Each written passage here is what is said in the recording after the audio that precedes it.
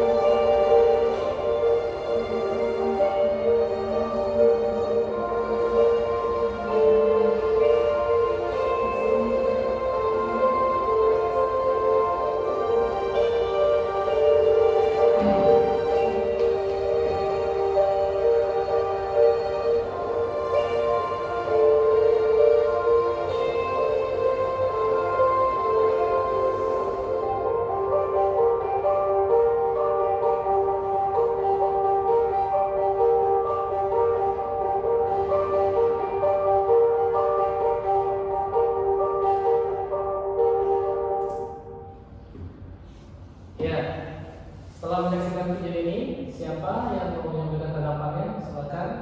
Sebelumnya perkenalkan diri terlebih dahulu, asal dan lulusan dari sekolah mana? Saya Pak. Ya, silakan Bapak Ibu. Mau izin jawab, nama saya Aprilia Putri Sari, Mbak Apri. lulusan dari SMA SMBS di Jakarta. Izin sedikit mau tanya Bapak terkait video tadi. Yang pertama saya melihat kasihan Pak, Mbaknya kan tiap Iya. kali jilbab itu tadi Pak. Jadi seperti ada diskriminasi, seperti menjadi bahan olok-olokan seperti itu. Karena mungkin dia berbeda dari segi penampilan dari yang orang mayoritas ada di sana seperti itu Pak. Iya, benar. Bahwa dalam video ini kita bisa melihat seperti adanya diskriminasi agama begitu ya, bagi tadi itu ada seorang muslimah. Ya. Mengapa saya menayangkan video ini? Karena sebenarnya mata kuliah ini, pengantar studi Islam ini, salah satu tujuannya adalah untuk mengubah citra, mengubah perspektif dari masyarakat dunia terhadap Islam. Selain kita mempelajari bagaimana agama Islam itu, bagaimana ajarannya, bagaimana sejarahnya, bagaimana praktiknya yang ideal di masyarakat, ini juga bertujuan untuk bagaimana Islam itu bisa dipandang sebagai solusi dalam membawa peradaban manusia ini pada peradaban yang lebih baik. Ya. Kita tidak ingin lagi terjadi adanya kasus-kasus seperti video tadi. Nah, maka untuk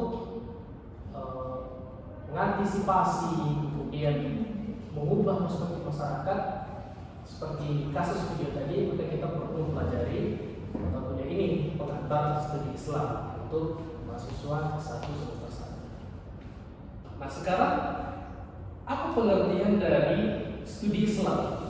Sebelum saya mulai, ada yang menyampaikan tanggapannya apa itu studi Islam? Silakan.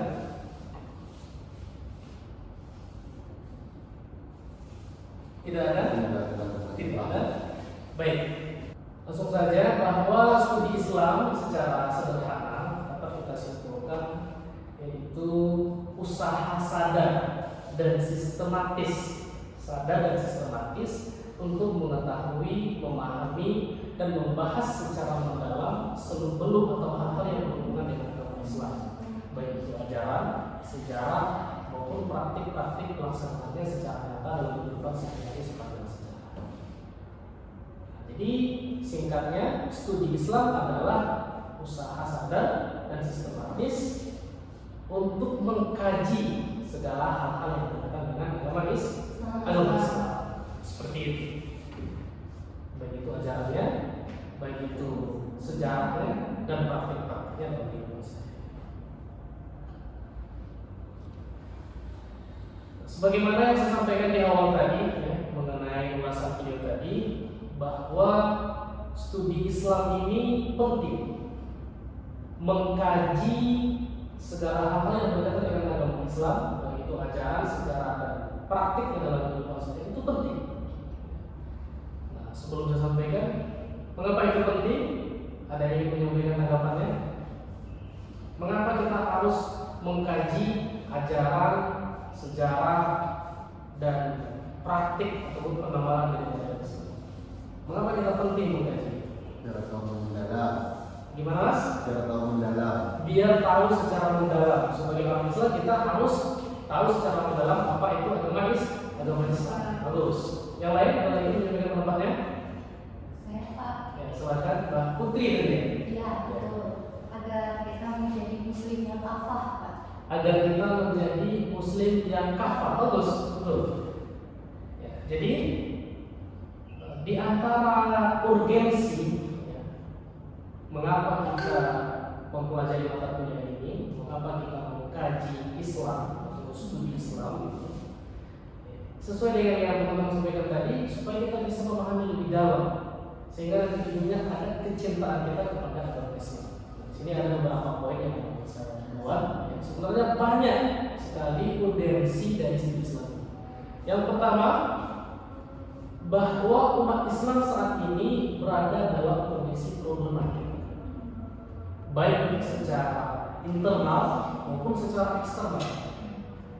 Secara internalnya yaitu tadi banyak dari orang-orang Muslim yang kurang memahami Islam itu sendiri, sehingga muncullah paham-paham yang radikal, muncullah pemahaman-pemahaman yang terlalu liberal, muncullah bid'ah, muncullah khurafat dalam ajaran Islam. Sehingga kita mengenal ada namanya sebuah organisasi Muhammadiyah yang sangat keras dalam mengantisipasi TBC, tahlil bid'ah khurafat. Itu adalah karena kurang pahamnya umat Islam itu sendiri pada ajaran agama Islam. Sehingga kita penting untuk mengkaji untuk mempelajari studi Islam. Yang kedua, umat manusia dan peradabannya berada dalam suasana problematis. Seperti dalam video tadi yang saya tampilkan di awal, bahwa Islam saat ini dipandang rendah, dipandang tidak bagus dalam peradaban manusia. Sehingga kita perlu mengkaji Islam, ingin membuktikan bahwa Islam itu sebenarnya solusi untuk peradaban manusia saat ini.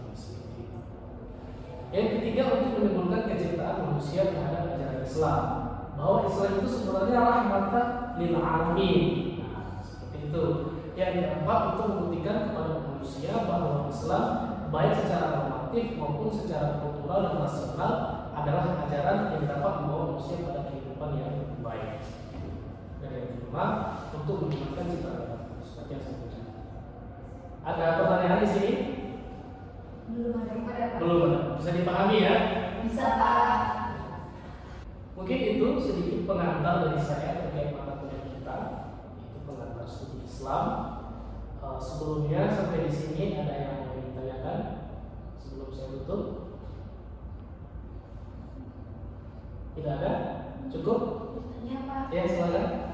Untuk pertemuan selanjutnya agenda kita apakah masih mendapatkan materi dari Bapak atau sudah mulai diskusi dengan makalah ya Pak? Iya, itu sudah saya sampaikan di RPS ada ya, bahwa dalam pertemuan kedua itu langsung kelompok 1 ya, itu nanti presentasi. Materinya itu kalau tidak salah ruang lingkup studi Islam. Ya, silakan nanti sekali lagi Kosma untuk membagi kelompoknya, dan makalah untuk prosedur pembuatannya saya minta ini nanti dibuat dalam bentuk artikel jurnal. Silakan disesuaikan nanti dengan rumah jurnal yang akan dituju, ya, bagaimana formnya, bagaimana sistematikanya. Silakan disesuaikan dengan rumah jurnal yang akan dijadikan target untuk disubmit seperti itu. Bisa dipahami ya? Ada lagi pertanyaan? Bisa Pak. Ya. Oke, untuk pengumpulannya saya harap H-1 besok sebelum kuliah kita sudah dikumpulkan semua tugasnya, semua kelompok yang hadir ya. Namun dalam prosesnya bisa didiskusikan dengan saya juga boleh, misalkan nanti dicari waktu. Ada lagi yang ditanyakan atau cukup? Cukup ya. Oke, kalau begitu kita tutup dengan doa kafaratul majelis. Subhanallah walhamdulillah kita saya minta kurang sedikit maaf. Assalamualaikum warahmatullahi wabarakatuh. Waalaikumsalam warahmatullahi wabarakatuh.